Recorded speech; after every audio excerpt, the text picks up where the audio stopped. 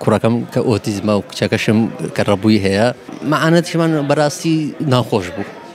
يعني حتى بالله ناخوش بو والله زور خوش حالم زور زي هم لايك شكم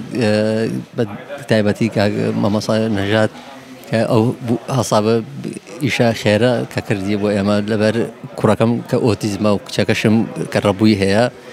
إتر خزانشم مالي أوابد بلين لقال هم لايكو كأو زور هيلا ما دوب من على كانوا هم لايك إن شاء الله دور أبيض لم دردو بلايا هيج كاس محتاجش نابيت والله بكرهشي كرهشين والله إتر أويا بلين سباس بخواد بون بخوان مالي خوانو إتر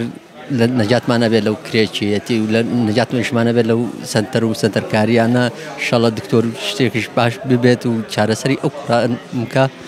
كأوتيزمي دي إتر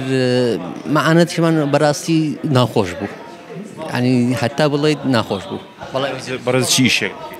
سباس بخوا ك إتر أو خوايا إتر بلين شيء ده صلاتني لقل خوايا وريا إتر أو شيء يا إتر سباسي خوايا كين إيش كاشو مالا إيش لا ستر بوينت إيش كامنا فاميلي مال